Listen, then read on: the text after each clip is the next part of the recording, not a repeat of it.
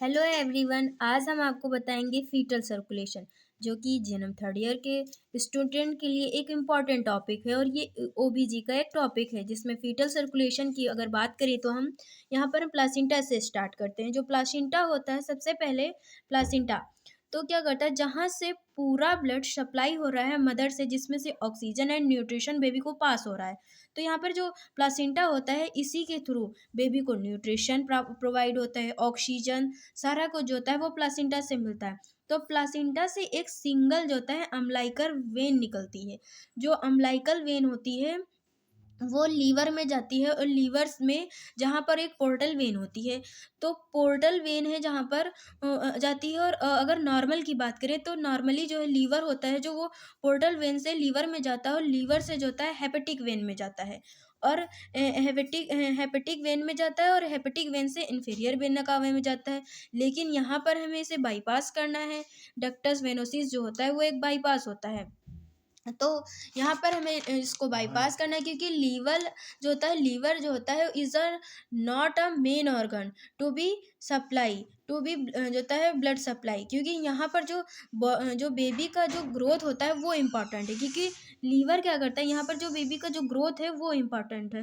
क्योंकि यहाँ पर जो लीवर होता है वो अब इम्पॉर्टेंट नहीं है। क्यों? इसमें क्या होता है कि जो बाईपास क्रिएट हो जाता है। अगर इसमें मेनली 3 बाईपास होते हैं। जो पहला बाईपास होता है वो डक्टस वेनोसिस होता है, जहाँ पर तो लीवर को बाईपास कर दिया जाता है।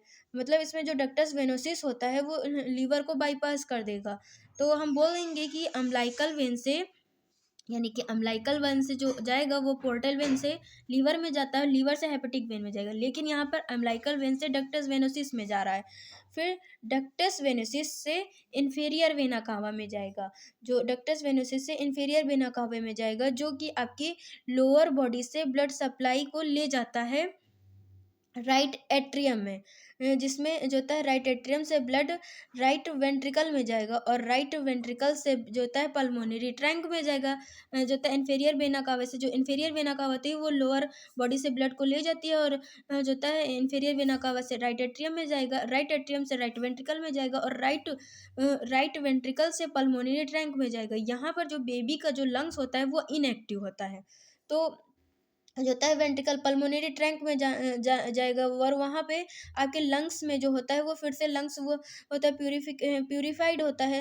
तो एक्सचेंज होके जो होता है कार्बन डाइऑक्साइड जाएगा और ऑक्सीजन लेके आएगा। लेकिन बेबी का जो है यहाँ पर नॉर्मली ऐसा होता है कि लंग्स में जो होता है प्यूरिफिकेशन होता है, वहाँ पर जो होता है एक्सचेंज होता है, गैस का एक्सचेंज होता है, प्यूरिफिकेशन होता है। लेकिन यहाँ पर बेबी का जो लंग्स होता है वो इनएक्टिव है।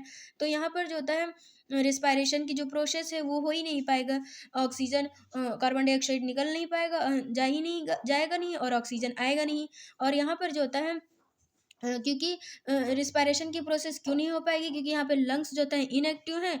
और जो बेबी के लंग्स के जो एल्वोलाई होती हैं, जहाँ पर गैस का एक्सचेंज होता है, वहाँ पर जो होता है पस जो होता है वहाँ पर जो होता है फ्लूइड कलेक्शन होता है, जिसकी वजह से जो होता है ये जो प्रोसेस होती है रिस्पायरेशन की, जो प्रोसेस होती है वो स्टार्ट ही नहीं होती है। और लंग्स इनएक्टिव होते हैं, तो यहाँ पर एक बाईपास क्रिएट होता है। तो यहाँ पर एक बाईपास क्रिएट हो जाता है, जिससे डक्टस आर्टरियोसिस बोलते हैं। तो जो डक्टस आर्टरियोसिस होता है, रिस्पायरेशन जो होता है वो ब्लड को ड्रेन करता है आयोर्टा में। एक वे होता है, एक आयोर्टा में डक्टस आर्टरियोसिस से जो होता है ब्लड आता है आयोर्टा में। एक ये वे हो गया। एक दूसरा वे भी हो सकता है जिससे ब्लड आ सकता है आयोर्टा में। तो बताएँ आपको कि जैसे राइट एट्रियम में ब्लड गया था, तो कुछ इन्फीरियर वेना कावा से, तो कुछ ब्लड जो होता है वो राइट वेंट्रिकल में चला जाता है। लेकिन कुछ ब्लड जो होता है राइट एट्रियम से लेफ्ट वेंट्रिकल में सॉरी जो होता है राइट एट्रियम से राइट जो होता है लेफ्ट एट्रियम में चला जाता है थ्रू द फोरामेन ओवल। तो जैसा कि बताया कि जो फोरामेन ओवल कुछ ब्लड राइट वेंट्रिकल में चला जाता है, और कुछ राइट एट्रियम से डायरेक्टली लेफ्ट एट्रियम में चला जाता है with the help of foramen Oval. ठीक है, तो एक बाईपास यहाँ पर भी क्रिएट होता है। जो फोरामेन ओवल होता है ये एक बाईपास होता है, यहाँ पर ये एक शॉर्टकट होता है। मतलब ये जो फोरामेन ओवल होता है ये छोटा सा होल होता है, जिसे फोरामेन ओवल बोलते हैं। ये राइट एट्रियम और लेफ्ट एट्रियम के बीच में होता है फोरामेन ओवल। ये एक शॉर्टकट होता है, जो कि जो कि एक अपने मतलब अपने बॉडी का मतलब बेबी के बॉडी का फोरामेन ओवल से ब्लड एट्रियम से जो होता है लेफ्ट एट्रियम से आएगा और फिर नॉर्मल लेफ्ट जो होता है वेंट्रिकल में जाएगा, ब्लड जाएगा और फिर लेफ्ट वेंट्रिकल से अयोर्टा में जाएगा, फिर आपकी पूरे नॉर्मल ब्लड सप्लाई स्टार्ट हो जाएगी, जिसमें कि जो होता है सिस्टमैटिक सर्कुलेशन होगा, फिर ये यहाँ पर लेफ्ट एट्रियम से लेफ्ट वेंट्रिकल में जाएगा और फिर अयोर्टा में आ जाएगा, फिर नॉर्मल सर्कुलेशन होगा, जैसे सिस्टमैटिक सर्कुलेशन पूरे होल बॉडी में ब्लड का सर्कुलेशन स्टार्ट हो जाएगा पूरे बॉडी में।